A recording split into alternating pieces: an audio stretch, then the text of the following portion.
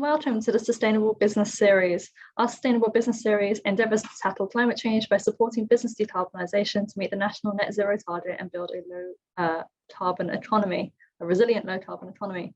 This session makes up a key part of the Sustainable Business Series, and today I'm joined by Dan Gamson, Group Sustainability Manager at Wesleyan. Wesleyan, a financial services firm proactively seeking opportunities to be a positive force for change in a number of key areas in sustainability. Welcome, Dan. Thank you for having me. Can you tell us a bit more about yourself and Wesleyan and your kind of endeavours to become more sustainable and the practical activities Wesleyan are currently undertaking or looking to undertake in the space?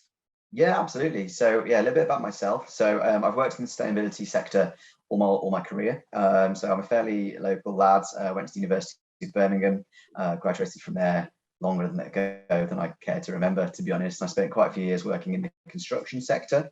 From there, I then hopped over and I worked on the Commonwealth Games in Birmingham for a few years, and then recently joined Wesleyan. So I've been with Wesleyan for about 8 months now. And yeah, as you said in the intro, I joined as the Group Sustainability Manager. So really, it's my purpose to, I suppose, harness all of the great work that Wesleyan have been doing over the last years. You know, as a financial services company, they've been around for over 180 years now. So you know, they're very much at the heart of Birmingham and everything they do. So yeah, my role is to come in, harness all that good work that we're doing, embed sustainability further within the organisation, and just, you know, continue to undertake the good work they're doing in a responsible and sustainable manner, I guess. Absolutely. And can you give us some examples of kind of the practical activities Wesleyan are currently undertaking in this space? Yeah, absolutely. So as I said, we've been around for 180 years plus, but Wesleyan are also a mutual. So therefore it means that our customers are at the heart of everything we do. And you know, their best interests are very much our heart. So when we talk about sustainability at Wesleyan, we're really encompassing sustainability in its broadest sense. So within that, you know, we've got our Wesleyan Foundation that's been up and running for quite a long time, that, you know, looks after and works with numerous charities across the UK. We also, you know, we have a really robust sustainable investing team, looking out to try and get the best return on investments for all of our customers. But also, you know, within our sector, we also do insurances and a variety of other different products for our customers. So really what we're trying to do is establish and embed sustainability in everything we do, but it always goes full circle just to get the best offering for our customers. Fantastic. Can you tell us a bit about Wesleyan's approach to sustainable investing? I know you kind of touched on it perhaps a little bit there, but it'd be great to find out some more about that. Yeah, definitely. So our sustainable investing strategy and policy has been around for a few years now. I think it got published back in 2019. But within that, as with other sustainable investing strategies of our peers, it really sets out quite a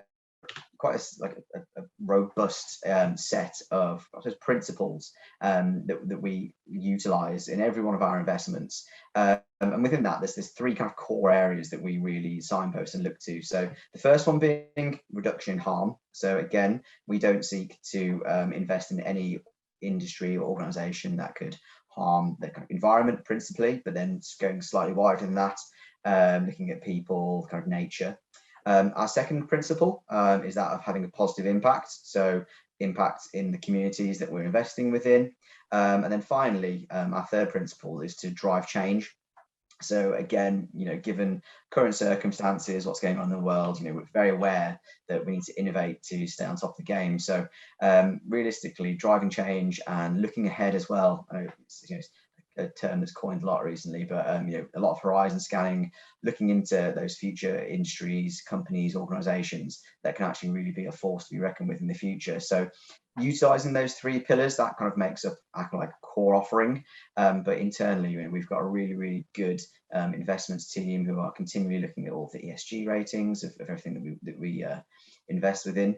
And then we've got a really good internal sustainability committee that meet on a monthly basis just to review and ensure that, you know, we're staying on top of all of our investments, and, you know, should anything not meet our criteria, again, we have a really robust review panel just to make sure that our investments are meeting our needs.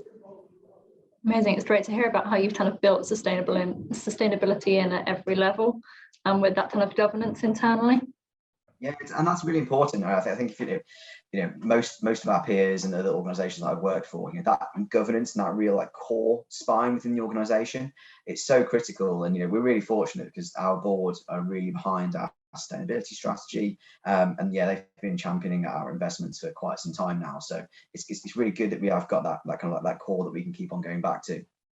Absolutely. Finally, I think it's important to talk about risk. As a financial services firm, risk is obviously something you're continuously looking out for. How do Wesleyan plan for risks associated with climate change? But again, I think I'm not sure how it's set up within other financial services companies, but my role is actually part of our risk team. So again, really fortunate that I report straight into our CRO, so our Chief Risk Officer. So again, risk, ever present, is something that we really focus on a day-to-day basis. I think it's interesting. I think from a risk perspective, you often look ahead to the future, and arguably, climate change has been one of the key risks that people have been talking about for some time now. But I suppose part of the reality is that whilst it is an ongoing risk, it's very much happening right now as well. When you look at the recent media, we talk about forest fires, hurricanes, flooding. It's something that actually it's so prevalent that it's something that should be arguably issue number one on most organizations' risk registers. So it's something that we talk about, as I said, on a daily basis. I've already mentioned our sustainability committee, really thorough links to board and whatnot. And to be honest, it's something that we are really proactively championing. It's difficult. I can't get away from that because there's so many unknowns still, and there's so many variables associated with it. And trying to, I suppose, look ahead and trying to predict what might happen in 5, 10, 15 years down the line. But I think what is important is that it's very much prevalent. We do it on a day-to-day basis, as do many of our peers in other industries. And I think, to be honest, a lot of it it's that awareness. So internally, training, sustainability is not something that can be undertaken or changed by one individual within an organization. It's a combined effort by everybody. And I think that creating that narrative, taking people on that journey so that they act more proactively, more sustainably, hopefully we can try and mitigate some of these issues, and without sounding a little bit too cliche, it is everyone's responsibility to try and mitigate these very real risks that we're facing at the moment. Absolutely. I was speaking to someone about decarbonisation this morning, actually, and one of the topics of conversation was very much about how actually it's not only is it not down to one individual, it's not down to one business, but in several sectors, potentially all sectors. It's going to take huge collaborations across kind of academia and research, government and private sector to facilitate real meaningful change. Yeah, definitely. And I think that's why the financial sector, I suppose, historically has played quite a significant role in that, because going back to your previous question there about investing, we are investing in a lot of these companies that need to innovate to try and mitigate all of this change that we are seeing. So it's a very complex machine that we're working within, but you're spot on, because it's not down to one company or one council, one country. It's a real combined effort that we're in. So very fortunate position to be championing this for Wesleyan and my company. But similarly, we are very much at the tip of the iceberg at the moment, and there's a lot going on. So interesting, but by no means are we over the hurdle. There's a lot going on. There's a lot that still needs to be done as well, unfortunately, just to try and mitigate some of these risks and this potential future catastrophes. Absolutely. Well, thank you ever so much for taking the time to do today's recording. I'd like to just point anyone watching in the direction of our Sustainable Business Conference before we end, which is taking place on the 2nd of November. Speakers will include Andy Street, who's of course Mayor for the West Midlands. And we're talking about everything from supply chain and net zero through to COP26, 1 year on. Thank you again, Dan. And thank you for those who are watching. Thank you.